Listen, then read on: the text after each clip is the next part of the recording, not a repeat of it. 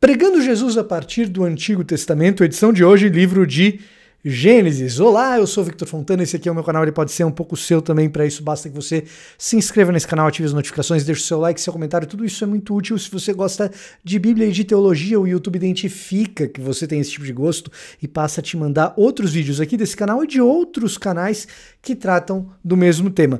Hoje a gente vai falar sobre o livro de Gênesis e um possível guia para que você entenda o livro e passe a pregar Jesus a partir desse livro, se você é um pregador, fazer estudos bíblicos que incluam aí a pessoa de Jesus, se você dá estudos bíblicos, e quem sabe até mesmo possa começar a enxergar mais a pessoa de Jesus nos seus estudos pessoais.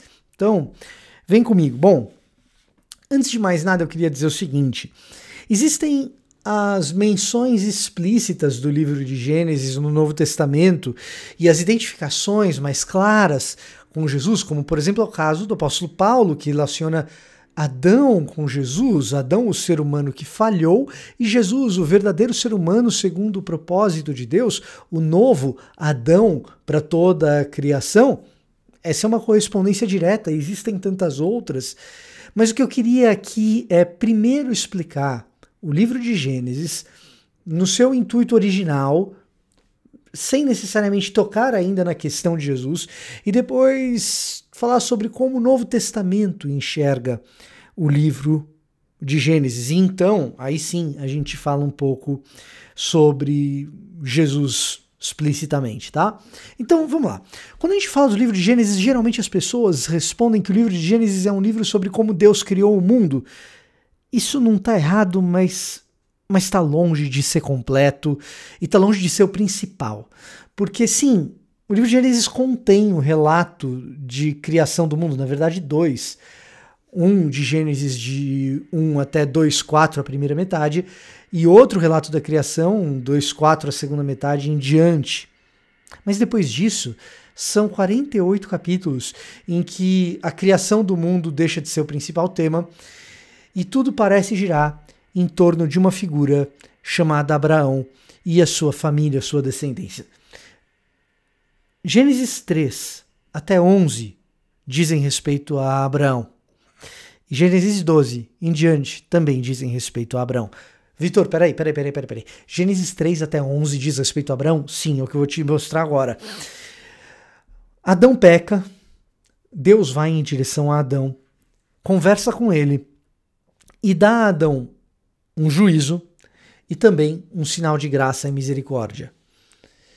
Caim peca, Deus vai em direção a Caim e dá a Caim juízo e também um sinal de graça e misericórdia. Em Adão, o juízo, a saída do Éden. Em Caim, o juízo, a saída da terra onde ele morava. Em Adão, o sinal de graça e misericórdia, as novas roupas que ele tem. Em Caim, o sinal de graça e misericórdia, a marca para que ele não fosse vítima da vingança por ter assassinado seu irmão.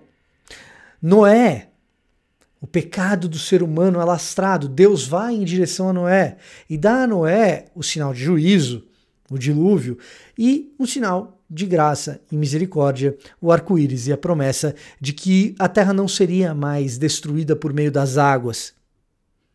E então nós temos Babel e Deus vai em direção a Babel e visita aquele projeto egocêntrico de ter o nome famoso em todos os lugares da terra, às custas do trabalho duro da confecção de tijolos das pessoas, e diante daquela escravidão, daqueles trabalhos forçados e daquela crueldade, Deus dá de novo juízo, a separação daquelas pessoas e a confusão das línguas.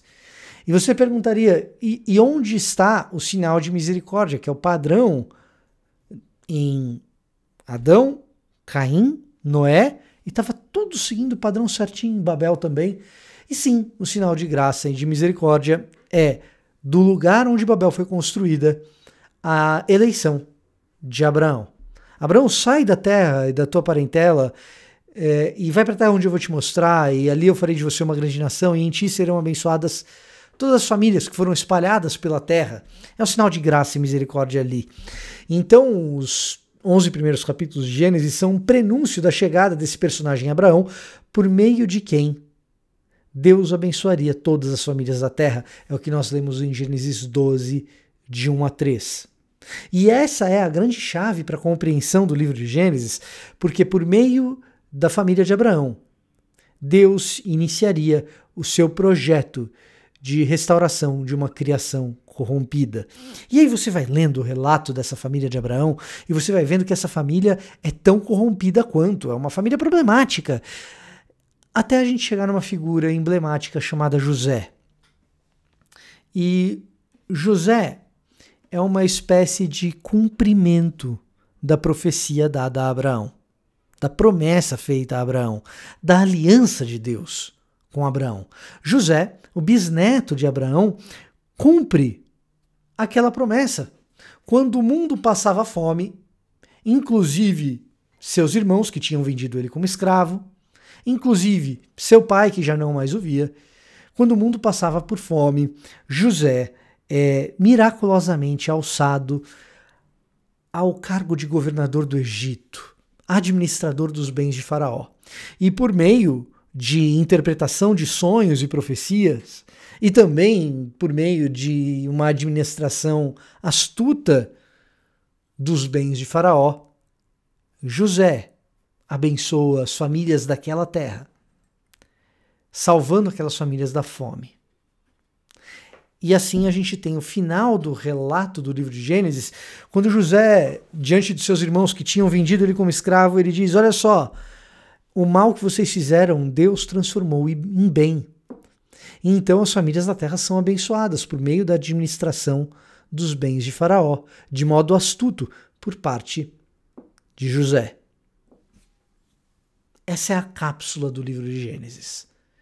Nós temos uma família no meio do caos, no meio do juízo, que é usada por Deus, mesmo cometendo maldades, para que Deus então reverta a maldade e transforme o mal em bem. O Novo Testamento enxerga o livro de Gênesis mais ou menos nesses termos também. E o Novo Testamento se inicia com uma frase monumental. Quando a gente começa a ler, pelo menos na ordem canônica do Novo Testamento, o Evangelho de Mateus, abrimos a primeira página do Novo Testamento, nós vemos o seguinte: livro da genealogia de Cristo Jesus, filho de Davi, filho de Abraão. E então, Mateus, ao dizer que Jesus é filho de Abraão, Mateus enxerga em Jesus um José definitivo.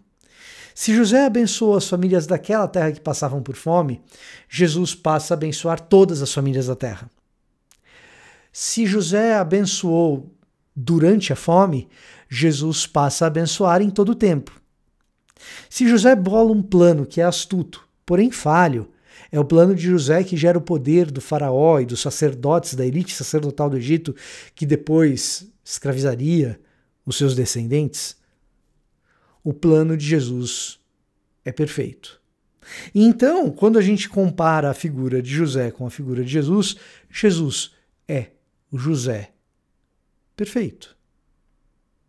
Então, para começar a pregar Jesus a partir do livro de Gênesis, a gente entende o livro de Gênesis como um todo e percebe que ele é o cumprimento definitivo. Enquanto José foi um proto-cumprimento da promessa dada a Abraão, Jesus é um cumprimento definitivo de que ele abençoaria todas as famílias da terra. E toda vez que nós vemos a família de Abraão abençoando alguém, nós temos em Jesus um cumprimento mais definitivo do que aquilo. Quando nós vemos Abraão abençoando os reis da terra que estão em conflito e em guerra e ele traz ali a paz, Jesus é aquele que traz a paz definitiva.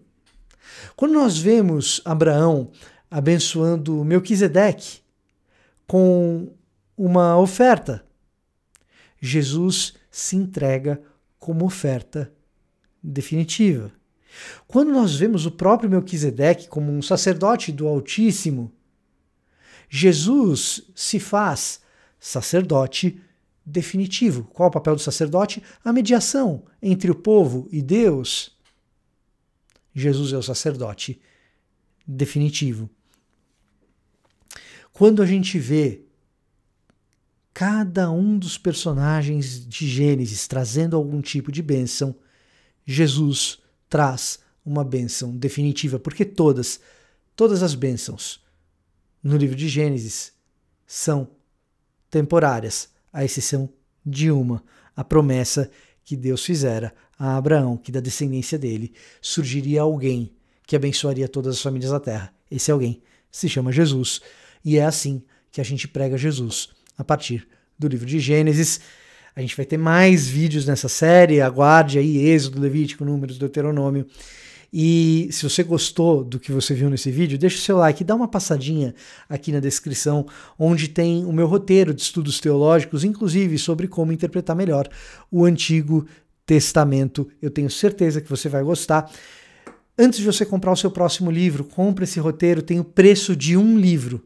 E você vai ver cada livro que você pode comprar e por quê. Eu tenho certeza que você vai gostar, e se não gostar, você pode pedir o seu dinheiro de volta também.